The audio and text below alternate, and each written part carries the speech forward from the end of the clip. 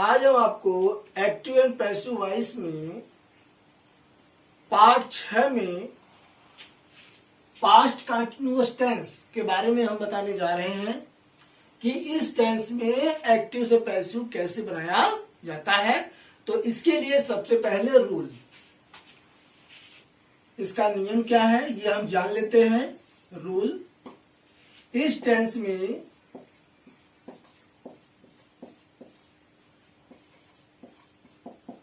सहायक क्रिया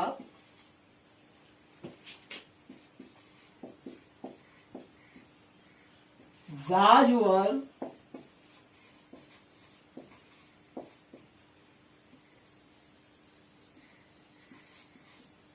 वर के साथ बीइंग BEING बढ़ाकर वर्ब की थर्ड फॉर्म का प्रयोग कीजिए।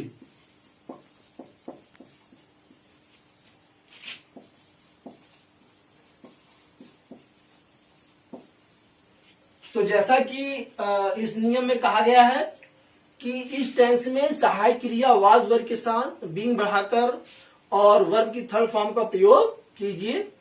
तो हम इससे एक बात जानते हैं कि जब इस टेंस में हम सेंटेंस बनाते हैं तो कर्ता के साथ सहायक क्रिया कैसे लगता है उसको एक सेकंड ध्यान देंगे।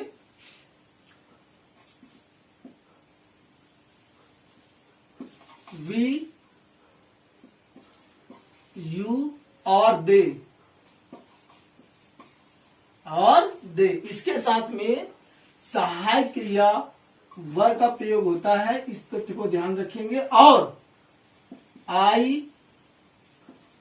ही, शी तथा इट इसके साथ में सहायक क्रिया वाज का प्रयोग होता है।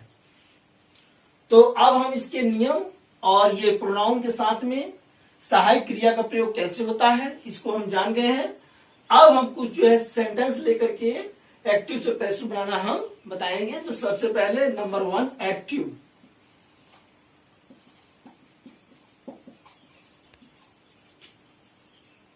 You are calling me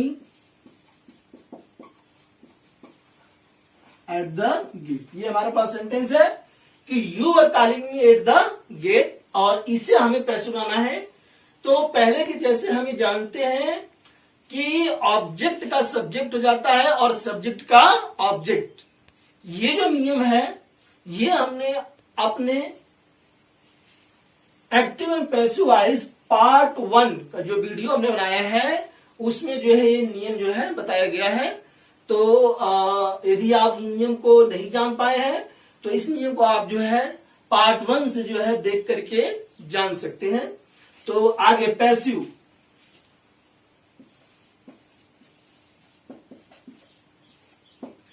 तो यहां पे जो मी है ये ऑब्जेक्ट है एक्टिव का।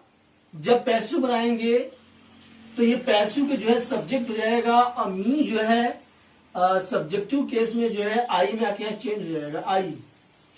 और आई के साथ में जो सहायक क्रिया है ये वाज, ये ध्यान दीजिए यहाँ पे मैं बता रहा हूं वाज का प्रयोग होगा। और बीइंग इसमें बढ़ाना है, अपनी तरफ से लगाना है तो बीइंग। और वर्ब चूंकि काल है तो काल का है थर्ड फॉर्म काल्ड। और यहां पे जो एट द गेट, यहां पे आप लिखेंगे एट द गेट। मैं ये लाइन खींच देता हूं समझने के लिए। एट द गेट अपने स्थान पे मौजूद है। और फिर हम जो है बाय का प्रयोग करेंगे। और पार्ट नंबर 1 का जो वीडियो है उसमें बताया गया है कि जब हम पैसिव बनाते हैं तो पैसिव का जो ऑब्जेक्ट होता है उसके पहले प्रायः बाई का प्रयोग किया जाता है। तो यहां पे बाई आ गया और ये हमारा जो सब्जेक्ट है एक्टिव का, ये हमारा जो है पैसिव का ऑब्जेक्ट हो जाएगा, वो यहां पे लिखा जाएगा। देखिए यू जो है यू में रहेगा। इसको एक तरीके से और लिख सकते हैं, कैसे उसको ध्यान दीजिए। I was being called by you at the gate.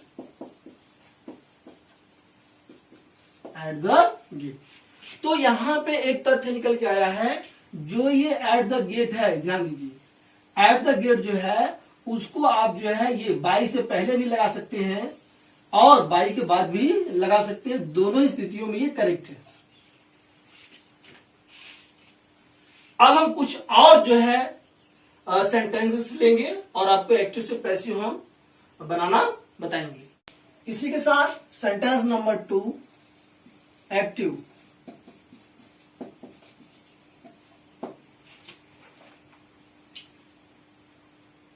She was stealing the purse. She was stealing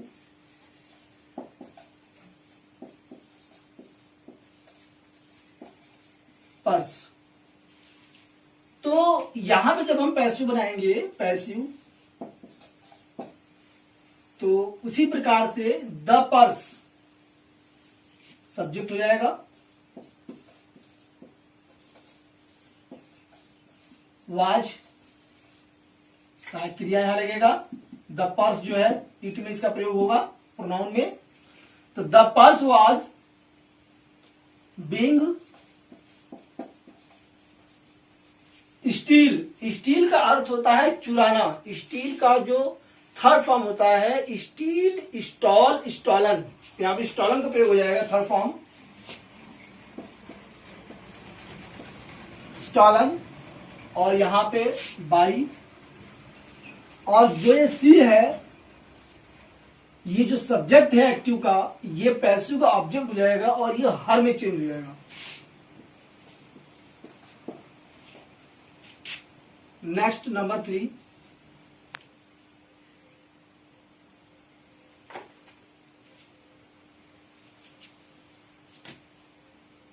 I was not making kites। अब यहां पे हम ये देख रहे हैं कि जो हमने इसके पहले आपको जो दोनों सेंटेंस बताए थे, वो दोनों सेंटेंस जो थे वो सिंपल सेंटेंस थे। अब यहां से नंबर 3 से जो है ये आपको आ गया निगेटिव सेंटेंस, जिसे हम निगेटिव को हिंदी में नकारात्मक कहते हैं और इसे जो है निषेधात्मक के नाम से भी जाना जाता है। तो यहां पर जब हम पैसिव बनाएंगे, पैसिव, तो यहां पे काइट्स जो है ये सब्जेक्ट होगा, आगे आ जाएगा। एक बार मैं ऐसे बताता हूं एरो से आपको, काइट्स, और सहायक क्रिया यहां पे जो है वर्ब का प्रयोग होगा। चूंकि ये काइट जो है ये बहुवचन हो गया, काइट्स हो गया है, इसलिए तुरंत जो है सहायक क्रिया जो है वर्ब का प्रयोग यहां पर होने लगेगा। काइट्स वर नॉट, और बीइंग अपनी तरफ से लगाना होगा इसमें, बीइंग, और ये मेक, मेक का अर्थ होता है बनाना, तो मेक का थर्ड फॉर्म होता है मेक, मेड, मेड। इस तथ्य को ध्यान रखिए, ये आपको याद करना होगा, मेड, और यहां पे बाई, और ये जो आई है ये जो है पैसिव का ऑब्जेक्ट हो जाएगा और मी में जाके चेंज होगा। एक बात मैं आपसे फिर कहना चाहता हूं कि इसमें एक खास बात है, वर्ब। वर्ब जो होती है उसे हम क्रिया कहते हैं, और वर्ब के जो होते हैं वो 3 फॉर्म होते हैं, 3 फॉर्म होते हैं। और पहला उसका रूप होता है प्रेजेंट, दूसरा उसका रूप होता है पास्ट, और तीसरा रूप होता है उसका पास्ट पार्टिसिपल। तो इस बात को आप ध्यान रखें, और ये तीनों जो फॉर्म है ये आपको याद करना होगा, और ये बेहद जरूरी है कि हम उसको याद रखें।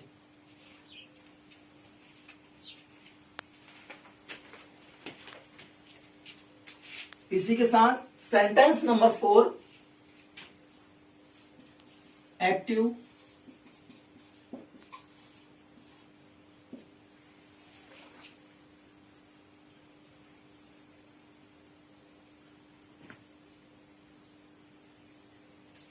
He was not giving help, he was not giving help. तो यहां पे हमें देख रहे हैं कि हमें जो है पैसू जब हम बनाएंगे तो हमें जो है ये हेल्प जो है इसे जो है पैसू का हमें सब्जेक्ट बनाना होगा, तो ये हेल्प हो जाएगा आगे।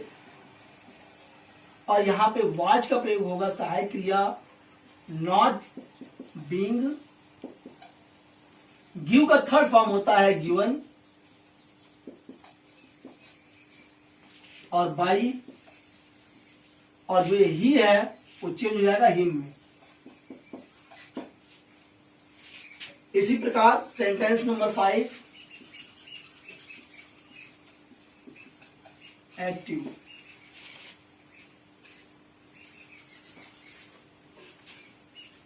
Were you speaking the truth, were you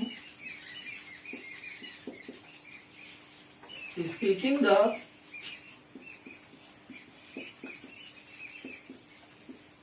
truth. चूंकि ये इंटरोगेटिव सेंटेंस है, इसके पहले जो इसके साथ जो सहायक क्रिया लगेगी वो लगेगी वाज, तो वाज यहां पे आगे हो जाएगी, सहायक क्रिया वाज द ट्रूथ। और फिर इसके बाद जो है बीइंग का प्रयोग होगा, और स्पीक का थर्ड फॉर्म होता है स्पोकन। बाई, और यू जो है अपने ऑब्जेक्टिव केस में यू ही रहता है, यू। और ये प्रश्नवाचक। यहां पे सेंटेंस नंबर 6 एक्टिव।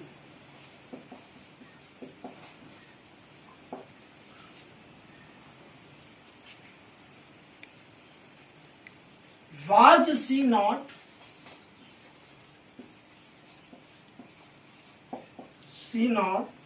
borrowing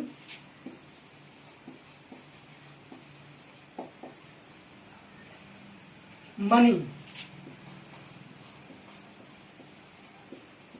प्रश्नवाचक। इस सेंटेंस में हम देखते हैं कि इस सेंटेंस में इंट्रोगेटिव तो यहां पे है, क्योंकि चूंकि यहां पे मार्क लगा हुआ है, और यहां पे सहायक क्रिया भी एकदम फ्रंट पे है। दूसरी बात यह है कि इसमें निगेटिव भी है, तो इस सेंटेंस को हम कहते हैं इंट्रोगेटिव प्लस निगेटिव। तो इसका पैसिव कैसे बनता है, इसको ध्यान दीजिए। पैसिव हम क्या करेंगे, ये मनी जो हमारा ये यहां पे सब्जेक्ट बनेगा पैसिव का, जब हम मनी को फ्रंट पे लाएंगे तो इसके सामने सहायक क्रिया वाज का प्रयोग होगा, वाज मनी। और तुरंत यहां पे नॉट का प्रयोग होगा, नॉट बीइंग। और बोरोविंग का जो है उसका होता है बारो, बारो माने होता है उधार या ऋण लेना, तो यहां पे होगा borrowed, third form BORROWED, borrowed, ये इसकी स्पेलिंग है। बोरोड बाय, और सी जो है यहां पे सी का हर हो जाएगा, और ये प्रश्नवाचक। इस प्रकार से जो इसका पैसिव बनेगा। अब यहां पे sentence number 7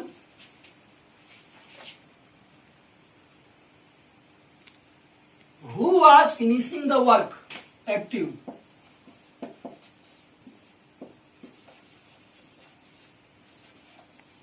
Who was finishing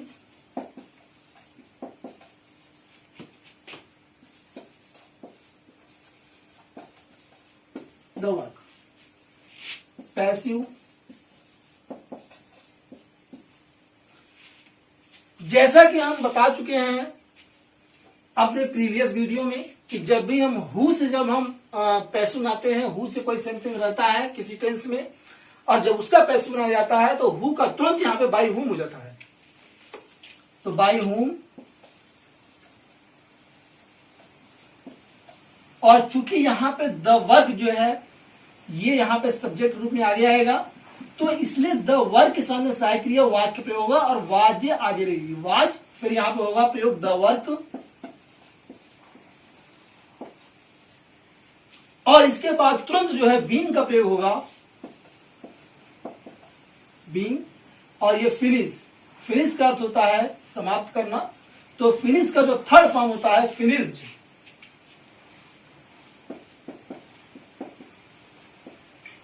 और यहां पे ये प्रश्नवाचक। इस बात को समझने के लिए एक सेंटेंस हम और लेंगे।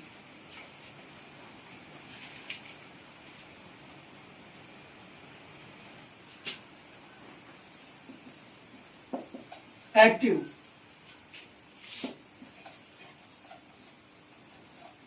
who was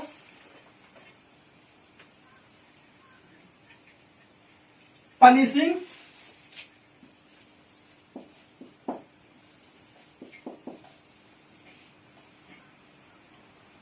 the criminal,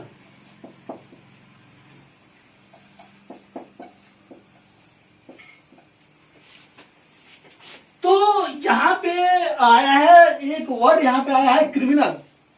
criminal का जो अर्थ होता है वह होता है अपराधी, और पनिश का अर्थ होता है सजा देना, जिससे हम थर्ड फॉर्म इसका होता है पनिश्ड। तो यहां पे जब हम पैसिव बनाएंगे इसी प्रकार से बनाएंगे। हमने आपको एक जो हु से सेंटेंस जो आया था उसका पैसिव हमने आपको बताया है, और जस्ट जो है इसी प्रकार से बनेगा पैसिव।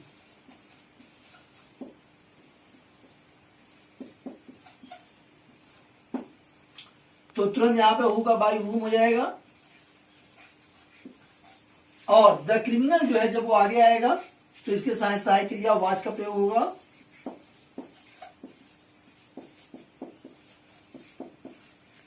क्रिमिनल, और बीइंग का प्रयोग होगा, और पनिशिंग का जो थर्ड फॉर्म होता है वो होता है punished.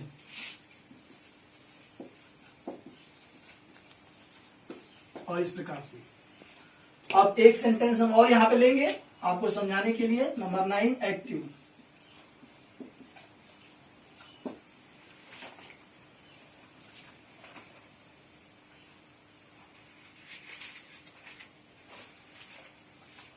Where was the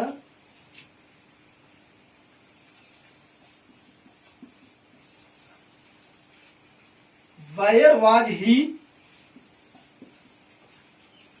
placing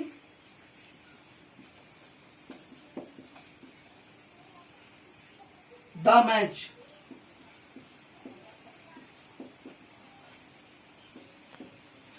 अब ये देखिए, ये जो है प्रश्नवाचक वाक्य हमारे सामने है, और ये जो है वैर से जो है प्रश्नवाचक बना हुआ है, जो कि सहायक क्रिया नहीं है, जो टेंस की होती है, ये वैर से प्रश्नवाचक बना है। इसका कैसे हम पैसिव बनाएंगे इसको भी हम बता दें। पैसिव,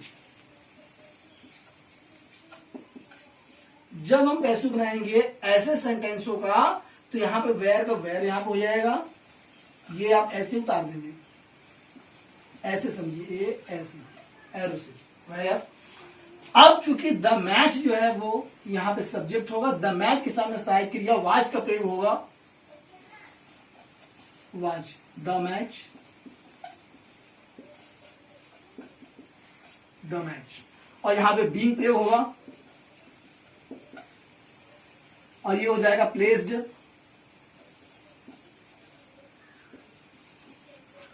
बाई, और ये जो ही है ये हिम हो जाएगा, और ये प्रश्नवाचक। इस प्रकार से जो है हम इस सेंटेंस का जो है पैसिव हम बनाएंगे।